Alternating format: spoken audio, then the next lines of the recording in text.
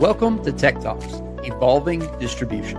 I'm Corey Hayes, and with me is Bill Rosado. Today, we're exploring how digital transformation is reshaping the distribution industry. That's right. From e-commerce platforms to CRM tools, we talk to industry experts about how distributors can embrace change and thrive in the modern workplace. Big thanks to our sponsor, Aldrich Web Solutions. For over 20 years, they have been helping distributors win online. Now, let the Tech Talk begin.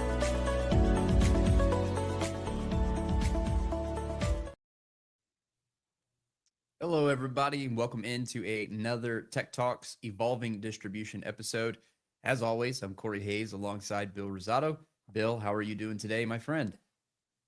Oh, doing great. You know, as we enter into going into conference season, right? Yeah. Being able to spend time on the road, seeing customers, current clients, really exciting, but also meeting new people, right? We're going to make new friends out and about uh, this end of Q3 going into Q4, right? Yeah, I think it's definitely worth mentioning because we have a lot of P21 people just in our space. So if you're going to be at P21 and Connect in Orlando, August 17th through the 19th, or 16th through the 19th, feel free. We're going to be there. Stop by the booth. We'd be excited to meet you, talk e-commerce, and even if you're not really in the realm to talk e-commerce, we love to talk tech talks too. So feel free to stop by, and we'd love to meet you. So yeah, it's a good time. A lot of conferences right around the corner. It's a busy season. So today we don't have any special guests because everybody's so busy, but Bill and I are happy to talk about something that is really, I mean, the bread and butter of what we do. We spend every day in the e-commerce realm, and we really haven't had a focused e-commerce conversation. So I think that in a sense, this is a little bit overdue. What do you think? Oh yeah, way overdue, right? And these are like there's a lot of time we spend educating the community. So what a better platform for us to be able to educate it and people can share it with other people out there in the community. Yeah, absolutely. So typically, if you've been listening for a while now, we have a guest. We ask them a handful of questions, just a particular about their experience. It's going to be a little bit different today. Today might be like the speed round. We have more questions that we're going to go through, but it's just because we really want to wrap as much into this e-commerce conversation as we can. If you're new here and you don't exactly know what Aldrich Web Solutions is or who Corey and Bill are, let me just give you a really quick rundown. Aldrich is an e-commerce provider, an integrated e-commerce provider. We help distributors across spaces in ERPs such as P21, Acumatica, TrueLinks, and we're ever growing. There's some more out there that we're focusing on. So really excited to talk about our world. We've been doing this for over 20 years now.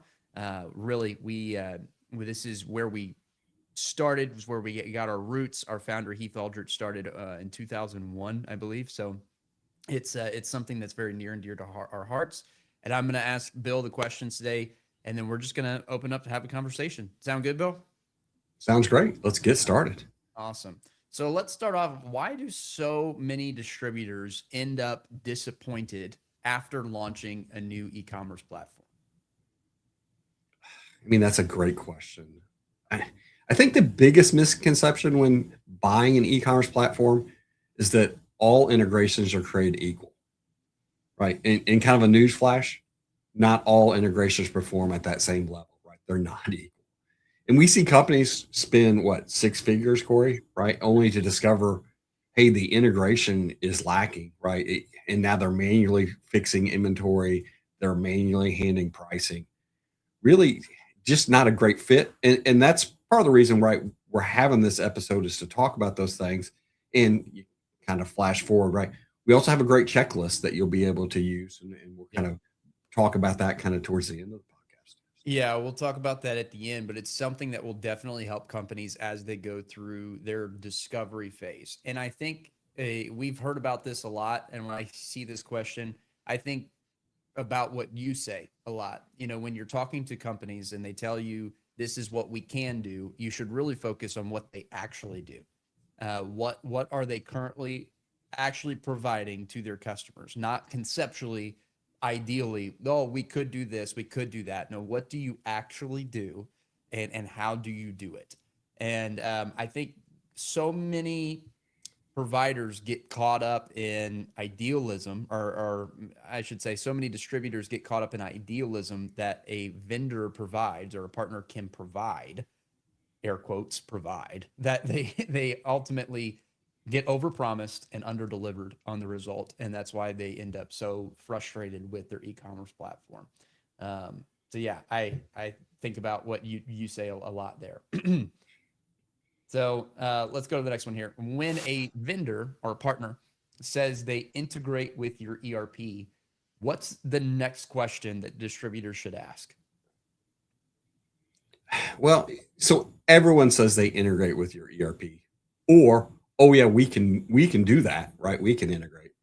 But the problem is actually that phrase, it really is wildly different from one vendor to another vendor, right? What that actually means. So I think the real question isn't do you integrate? I think it really is how do you integrate, right? How many moving parts are involved? Because we see other platforms that rely on third party middleware or their scheduling data syncs, right? Or there's multiple applications all kind of stitched together. And what you're going to find is like every additional layer becomes another place where there might be a failure, right? Something could break. Yeah, or another place where there's a hidden charge, hidden fee, where, True. yeah, and you're exactly right. And then it's another issue of support. Who do I contact if this fails? Who do I get a hold of if this who's getting alerted when this system shuts down? A really good question here.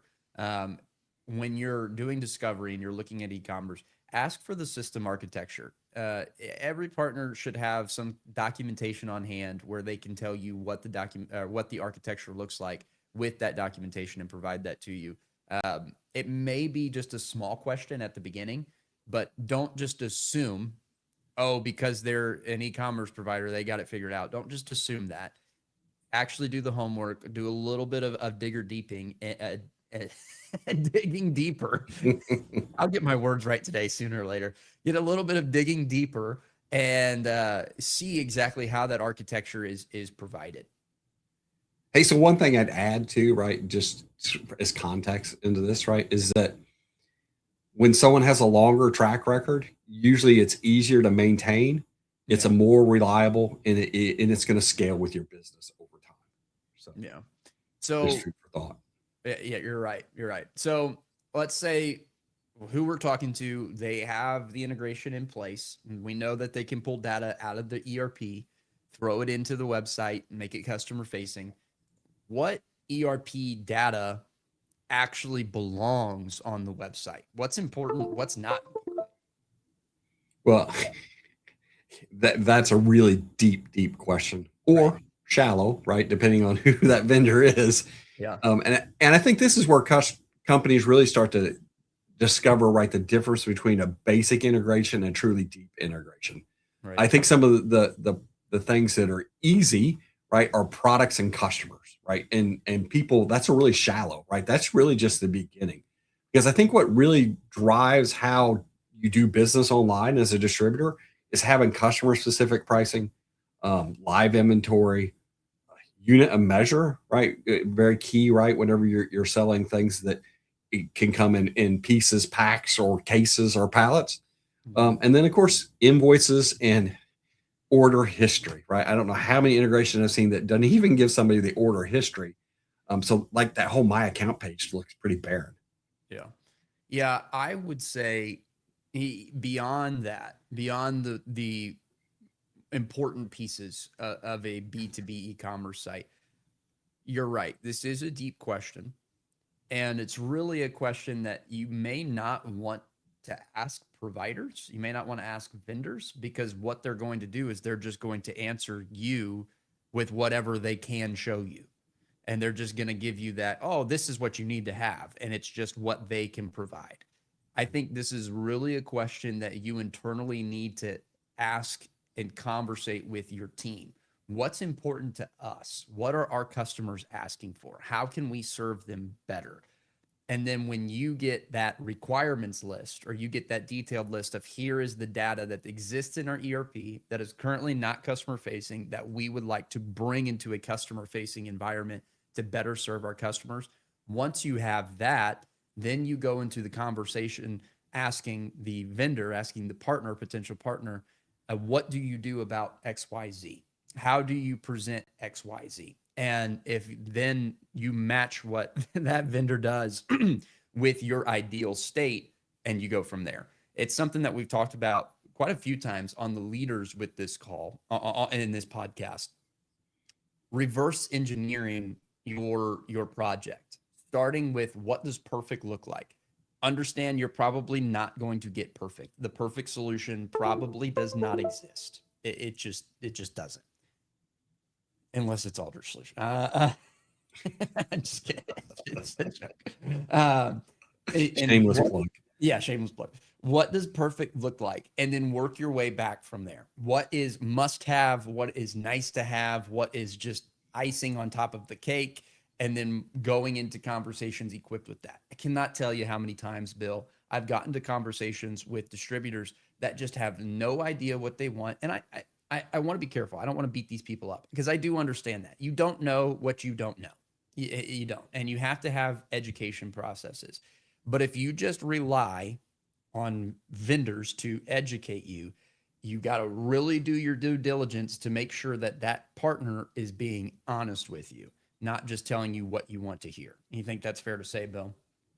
I think it's very fair to say. I would say some of the best discovery calls is when, we're talking to somebody in IT, or you're talking to the marketing person, but then they go ahead and bring in other people that are affected by an e-commerce solution, right? So they're bringing in a good CSR, they're bringing in somebody that handles accounts receivable, and asking them, right, what do customers call and ask?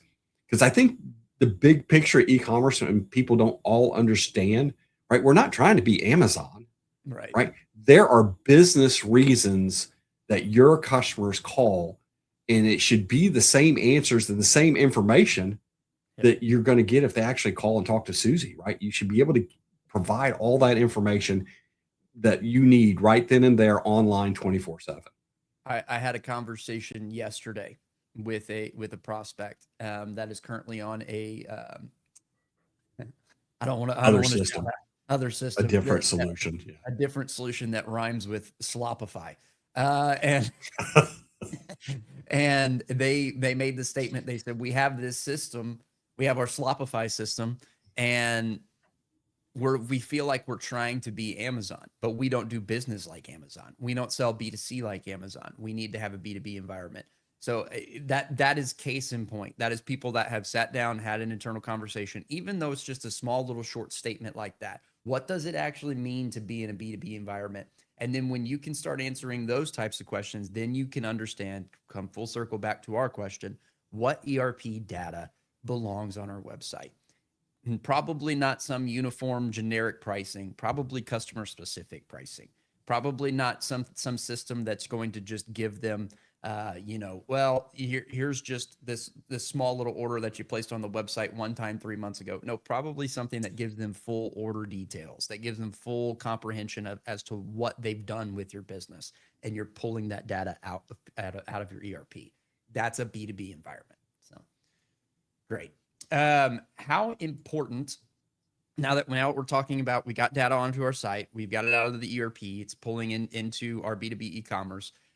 How important is real-time information in the B2B e-commerce environment?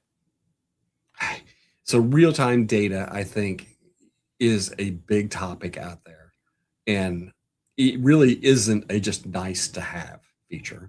I really think it's a must-have feature, right? Because back to the other question, right? What type of data does your team think the customers need, right, to be able to access? Well, it doesn't do any good if that's outdated inventory, or if that's incorrect pricing, right? Just generic pricing. It doesn't help your team if a customer can't find back orders or cancellations. I mean, you're just frustrating a customer. It's just back to unnecessary work for the CSR team, the customer service people to do. So I think one of the biggest questions distributors should ask is exactly which information updates instantly, right? What's live and what is scheduled, right? Through a synchronization of some point. Because those are two very different experiences for your customer. Yeah, I'll give the listeners a little peek under the hood. When it comes to shopping e-commerce, almost every e-commerce provider will have what they call partial updates and what they call full updates.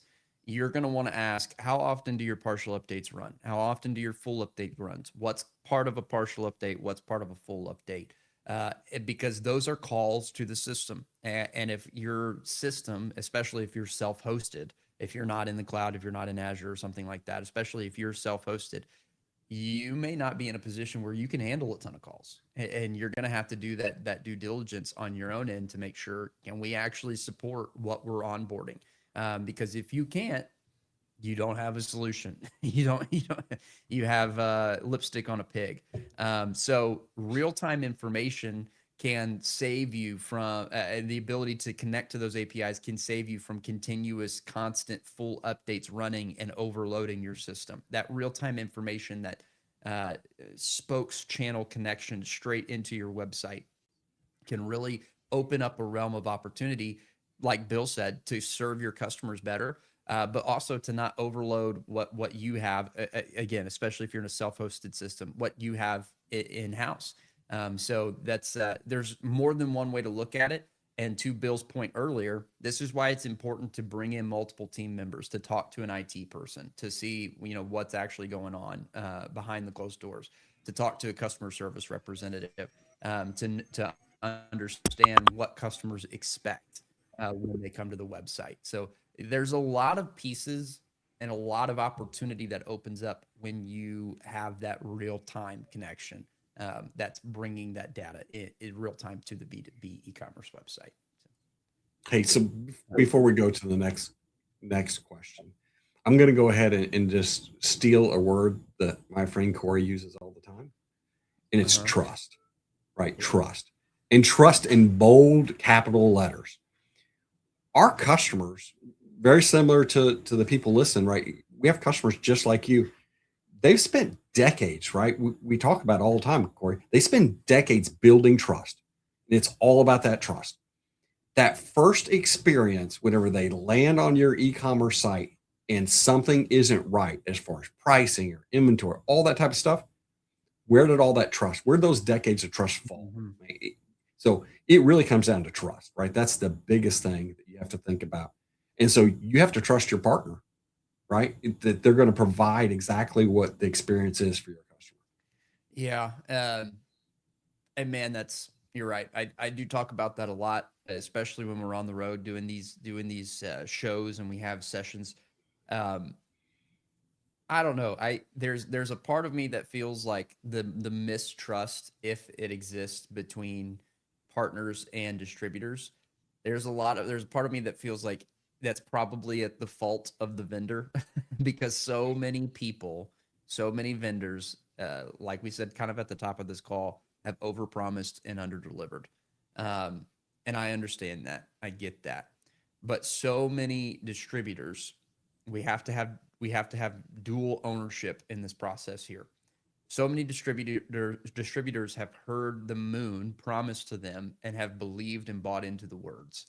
And I'm telling you right now, if you are talking to a partner, and this goes beyond e-commerce, if you're talking to a potential partner, technology partner that says, yes, our technology does everything all the time, perfect, how you want it, when you want it, the way you want it, it's the answer to everything. You probably have somebody that is not being honest with you. And what's important in your partnerships for the success of your business is, can I trust who I'm talking to? Not, do they answer all the questions in a nice, beautiful package? Can I actually trust what they're saying? Can I trust them when they tell me no? When they say, no, it doesn't do that because of this reason. Do I trust that? Do I understand that? And am I willing to say, okay, that makes sense. Let's move forward. If you get a potential partner that tells you, no, it doesn't do that, it may be disappointing to hear at first, but you have to understand you are speaking to someone that is honest with you, and that is someone that you can trust. And so when I hear, and this is from my personal experience and just real world experience, when I hear somebody that's not afraid to tell me, no, let's manage our expectations here. Let's redirect. Let's find an alternative route. Whatever. When I hear that, I actually almost get a sense of relief because I think, okay, they're not just telling me what I want to hear. So trust is a huge piece of it.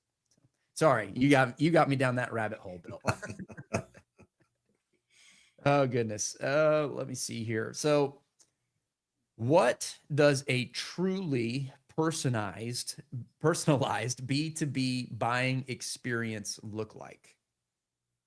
So I think people get kind of confused about this question too, right? Yeah. And they think that Amazon is a B2B solution, Yeah. and it's not, right? It's a B2C. So if the partner that you're looking for, if that vendor is selling you something that's an Amazon-like experience, you're probably not getting the right thing, right, for your customer that needs a B2B, right? Because they expect that business expertise, those business tools, right? They want to log in, immediately see their pricing, their customer codes, previous orders, the things they actually buy, right?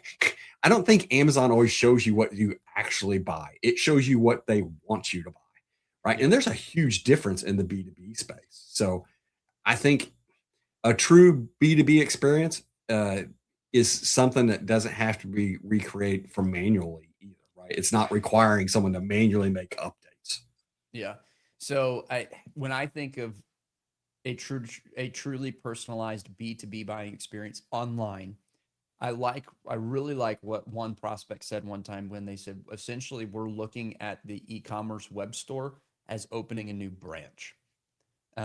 Because when you think about what a branch, an actual brick and mortar location does for your customers, it provides that customer with information through the route of CSRs. You know, when they're calling, getting information, it provides them with a place to order, to walk up, to actually make an order, to get quotes, to have quotes turned into orders, to receive that customer experience that they're used to receiving, that personal, almost like just intimate conversation that you're having because it's truly tailored to what their expectations are. When you're thinking about B2B online, a opening a new B2B website should feel a lot like opening a new branch. And here's where I want to get with this. Brick and mortars take a lot of investment. And a lot of distributors that we talk to aren't afraid to make that investment because they know what the outcome can be and they can see that ROI. If you focus your e-commerce shopping experience similar to investing into a brick and mortar branch location, if you think about it that way when you start a new website, B2B e-commerce website, the investment starts to make a little bit more sense because now we're opening this new location that's on the web with this new address that's on the web, and we're serving our core customers. We're providing them with real-time information. We're attracting new customers because we're getting real estate into a new space that we haven't been. So we're attracting them through SEO. We're attracting them through Google crawlers, the same way that they might see our sign on the road and stop by and say, "Hey, what's this all about?" So we're attracting new customers. We're serving core customers well. We're giving them a place to order with their specific pricing, having that close knit relationship and building trust. You know, where they can see their parts. They can get their specific pricing. They can get their specific negotiation pricing, whatever you have for them, and they get a good understanding of what I'm buying before I actually buy it. Your B2B e-commerce store should be able to give that individual, and this is really important for industries like hose, where everything's configurable, a very highly configurable industries. Your B2B e-commerce experience should be able to give your customer a pinpoint idea of what I'm doing before I'm buying it. Instead, if it's not, they're just going to order the wrong parts and the wrong sizes with the wrong cut lengths, with the wrong pressure ratings, what have you.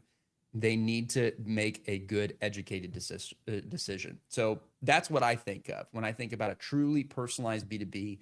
It's just like investing into a brick and mortar location. And I think just to kind of follow up on some of the things you said, I think as a person looking to purchase, so not just e-commerce, any type of software for your distribution business.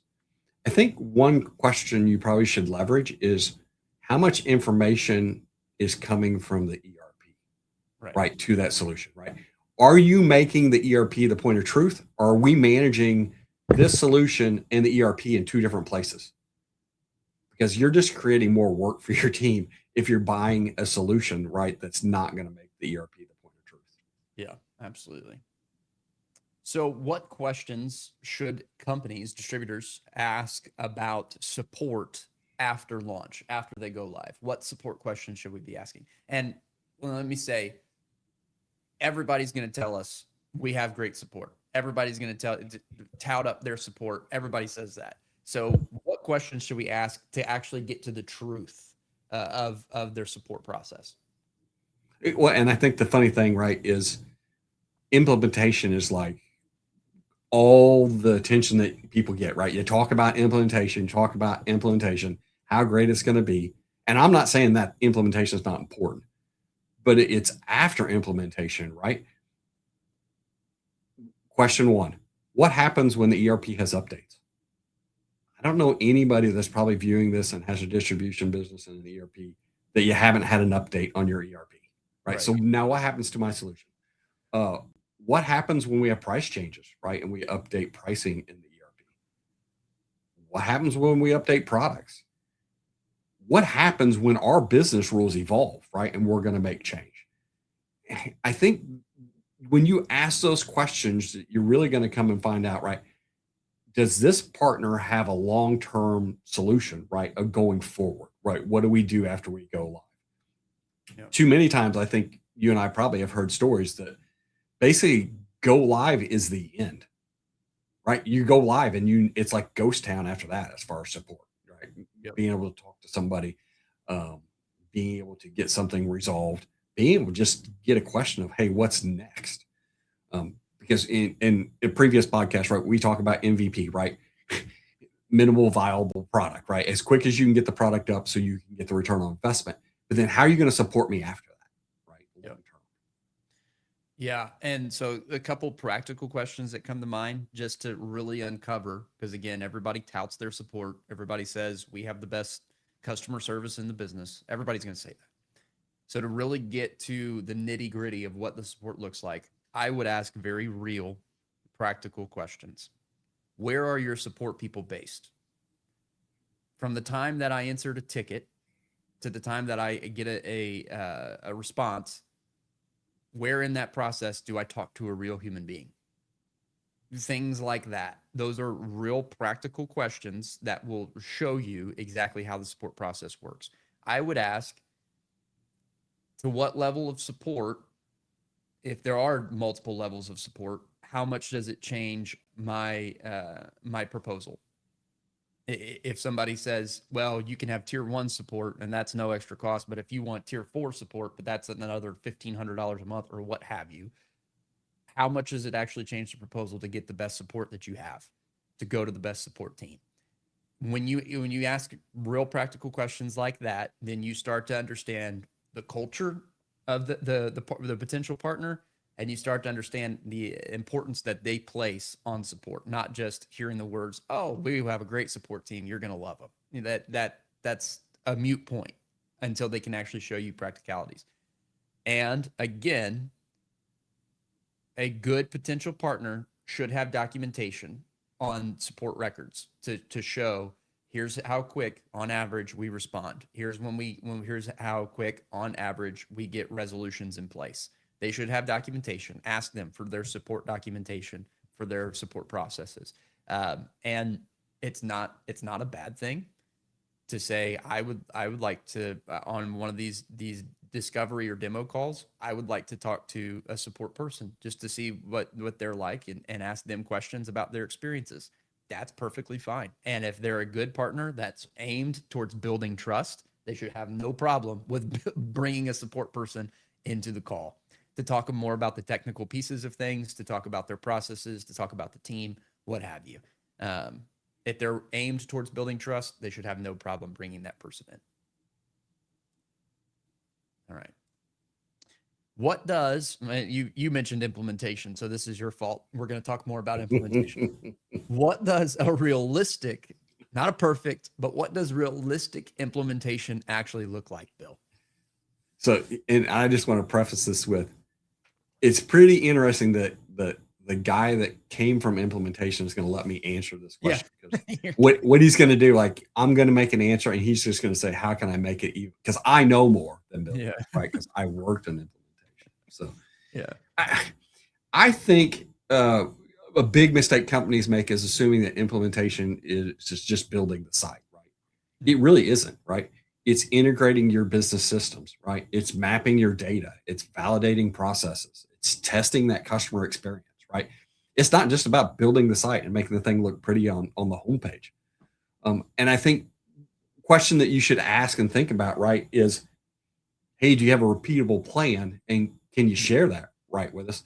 Because if this is just all just custom code that has to get reinvented on every project, man, that's a rough implementation, because you really don't know what you're getting into. And your vendor doesn't know what you're getting into, right? They don't understand exactly what they're getting into. Yeah. The question I hear on repeat, I could talk about this for a while. The question that I hear on repeat that I cringe every time I hear it, and I almost every deal I've ever walked through, I've heard this question: how long does implementation take? The wrong question is trying to figure out how many days or how many weeks or how many months is implementation going to take. That's, I mean, that I could pull that answer from anywhere. I could tell you 2 weeks. I could tell you a month. I could tell you 90 days. At the end of the day, that's just a dart thrown at the calendar, just like anything else. The right question is, how much ownership in this process do you have, and how much ownership in this process is expected of me and my team? That's the right question. Because if the partner says, well, we can have you live in 30 days, and you, the distributor, owns 90% of the process, who says it's 30 days?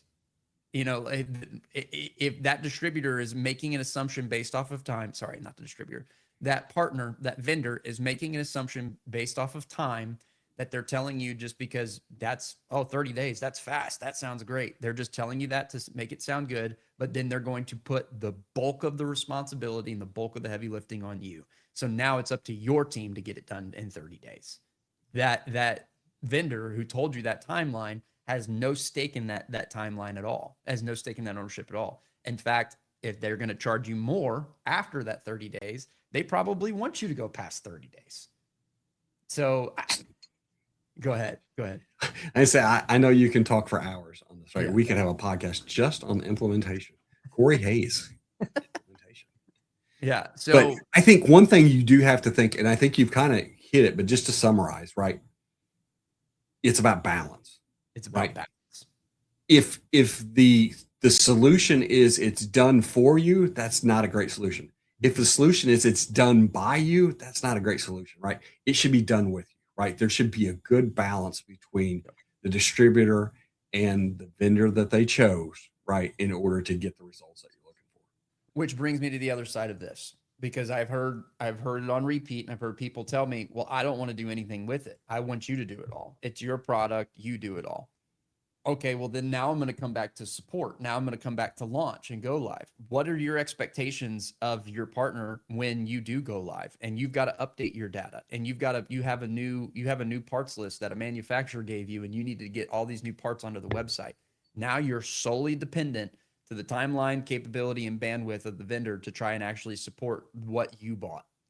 You don't want to be completely dependent on somebody else to help run your business as efficient as you need it to be. That's setting yourself up for failure.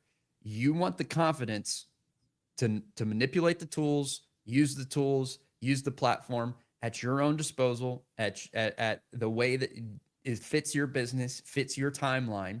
You want the confidence after you go live to get in there and do what you need to do when you need to do it. And the reason that's so important, because I've seen this too, and I'm sure you have, Bill. Sure you have too, Bill. We've seen people say, you don't have to worry about implementation. You don't have to worry about data. You don't have to worry. We've got you covered. We're going to handle it all. And then it takes that vendor after go live and after you've been their partner for a while, it takes that vendor 3 weeks to get new parts onto the website. And meanwhile, you're losing revenue and you're losing potential sales. And you've got customers calling you, asking you, hey, I'd really like to order this part. I use your website every day. Can I get this part ordered? And now you're in a situation where your hands are tied and you're frustrated with your partner. It needs to be done with you, not for you, not completely by you. It needs to be done with you. That's the name of the game. So sorry. And one thing, no, I know, and not to drag on implementation longer, but the other thing is if you're in a solution, if you're looking at a solution that's going to require a third party to implement, man, I would back up, right? One, it's added expense. Two, now there's finger pointing, right? When it doesn't turn out the way you want it, and the third party is saying, well, it's the solution is the problem, right? It doesn't do X, Y, Z. And the solution saying, oh, no, it wasn't implemented correct, right? So if you're looking at a solution that's going to require a third party to implement, I'd be a little weary. Yeah, I 100% agree for the exact same reasons, because it leads to finger pointing. So how do you know? Let's talk about the long term, talk about scalability. How do you know if an e-commerce platform will still meet your needs 5 years from now? Tough question to answer, right? Really tough question to answer, but it's a question that should be asked, right? Because today's requirements probably aren't tomorrow's, right? So what you're looking to do now, today you just need an online ordering portal, right? That's what you're looking for. But tomorrow, you're needing a customer portal, like a Great My Account page, right? Or you're looking for being able to have service requests or online invoice payment tool, or even tools for your sales rep, right, to be able to use. So I think what you have to do is look at a solution that will scale with you and your business, right? And when I say that, not they're going to scale as you scale, right? They're already there. It's just a matter of when you want to scale, they already have other components, other features in order to meet your needs for the future. Yeah. So when I think about this, there's a few things that come to mind, but a practical side of it, a thing that's popular in pricing methodology with partners nowadays is this idea of revenue sharing. We're going to charge you based off of a percentage of what your website is making. And up front and in the beginning of stages, that sounds attractive because, hey, we might not have much traction to begin with. We don't want to spend as much money. But I would challenge the scalability of that type of method, because your website is going to grow and your revenue is going to grow. Your customer adoption rates are going to grow. You're going to get penalized for your growth. And what seems like small charges now in the beginning is going to end up being very substantial charges way down the road. And you're going to be cutting your arm and your leg off trying to provide your e-commerce provider the bill that they're giving you just because you're growing. If you find, I would encourage you, and maybe this is just my opinion, Bill, but I've seen it time and time again. And now you're in a state. Well, hey, we're 5 years in with these guys. With the e-commerce site's okay, but we're paying an arm and leg for it. Now we've got to start from scratch, and now we've got to find a brand new solution that has different pricing methods, and we're literally starting over from the beginning when you've already built that customer adoption to your site A, your beginning site. And that's just a tough place to be as a distributor. So do you just keep eating the cost? Do you just keep eating the cost as you continue to grow? Or do you go and you find a solution from the beginning, you back up, you find the solution that will scale with you based off of functionality? And this is really important here. If you find a solution that will scale with you based on functionality, they're not going to make you pay for things that you're not needing. But then when it comes time for success and it comes time for high customer adoption rates, you're not getting penalized for that either. You're now paying for functionality that you're actually using. Does that make sense? That makes just a ton of sense, right? And just great Great advice. Great advice for the community to really look at and understand. When you're looking at partnerships, and again, this goes beyond e-commerce, but I'll just for my world. So many distributors look at where we are right now is where we're always going to be. And it's not the truth. Where you are right now is not where you're always going to be. I'm going to go back to what Andrew Kahn said. What got us here won't get us there. I know that you're just trying to get something thrown together and the cheapest way that you can do it. But what's cheap now is probably going to cost you more money 3, 4, 5 years from now than making the investment now and keeping it that's investment substantial, but keeping it manageable to where it's setting us up for success and to make more profit in the long run 3, 4, 5, 6, 7, 10 years from now. Okay. If a distributor, this is our last question here. If a distributor could remember just one thing before choosing an e-commerce platform, what would it be? One thing I'd say just off the top of my head is don't evaluate a e-commerce platform based on what people say they can do or will do.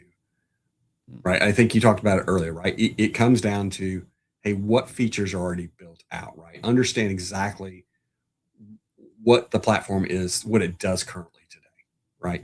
Yeah. And I think also it really, how deeply does it integrate with ERP, right? Deep integration goes a long way and really simplifies operations and reduces that manual work and just really sets up that foundation for that long-term growth with a solutions partner.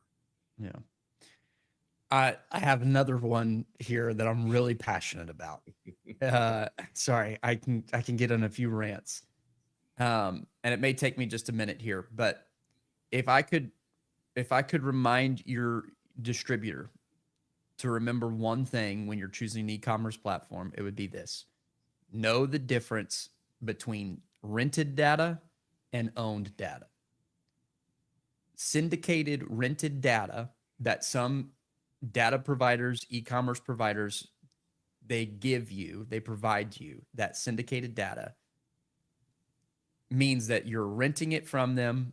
They're putting it on your website and they dress it up and make it look really pretty and say, we're going to have all your data. We've already got it in house. You don't have to go get data. We're going to throw it on there. It's all good. And in your world, you think, well, that saves me from a huge headache. I will come back to the table and say this. If your goal with opening this new digital branch is to attract new customers, you got to understand what rented syndicated data means for that.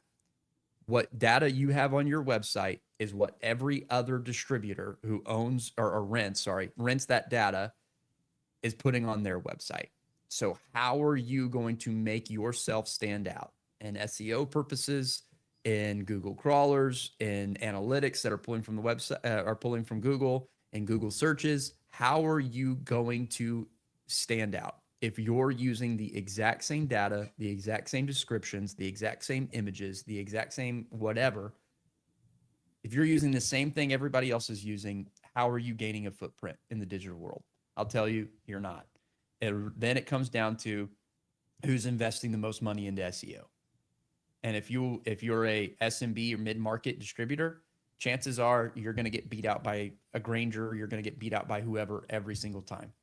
When you actually own the data, you're not renting it, you own it. It's yours. It's yours to manipulate. It's yours to control. It's yours to put however you want, whatever you want on it. And then now you can utilize that to actually set yourself apart. You can build meta descriptions far deeper than what that rented syndicated data can.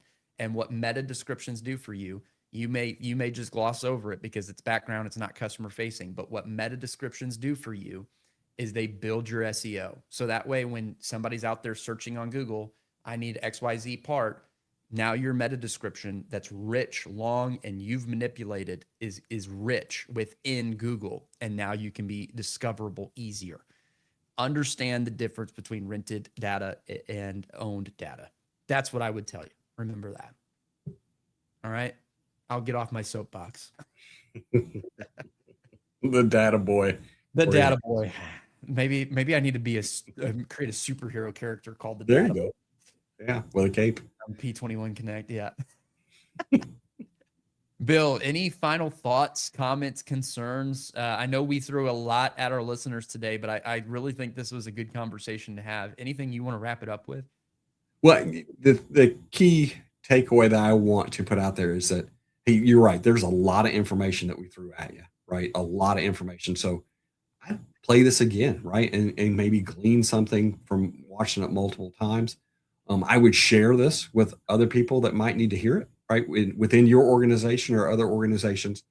But one thing that we did do is on Aldrich's website, so Aldrich Web Solutions website, is there is a great B2B e-commerce ERP integration checklist, right? So you can actually go there and actually see great questions to ask when you're making one of the biggest technology investments that you're going to make. Yeah, and it's vital, and I think it comes back to, we really try to take a consultant approach here at Aldrich. We want the best for you and your company. Believe it or not, there are companies out there that are still like that. We want the best for you and your company, which is why we want to provide resources like this. So take it, get it, print it out, whatever you need to do. Take it into calls, ask those questions, make sure you get those checklists done, do your discovery calls with it. It's a great resource to have. Yeah, I think this was a really good conversation. I agree with you, Bill. Go back, watch this, probably areas of this multiple times. You'll get a lot out of it. But other than that, all I want to say is be sure to subscribe to Tech Talks Evolving Distribution. We have our YouTube channel. We're also on Spotify and Apple Podcasts. We'd love for you to be a part of the community on LinkedIn. We have a fast growing community there. We have a newsletter that we put out. Episodes drop the first and the third Thursday of every month. So be sure to subscribe, set up your notifications so that you get notified when the next episode drops. And if you're at P21 Connect, come stop by our booth. We would love to talk to you. All right. Thank you guys for listening. Everybody have a great. And that's a wrap for today's episode of Tech Talks Evolving Distribution. Thanks for tuning in. And we hope you've gained some valuable insights on how to embrace digital transformation and stay ahead in the distribution industry. A special thanks to our sponsor, Aldrich Web Solutions, for supporting this podcast. With over 20 years of experience, they've been helping distributors win online and maximize their digital presence. Be sure to check them out if you're ready to take your business to the next level. And if you enjoyed the episode, don't forget to subscribe, rate, and leave us a review. And of course, share this with anyone who could benefit from this conversation. We'll be back next time with more expert insights. And until then, keep evolving and embracing change.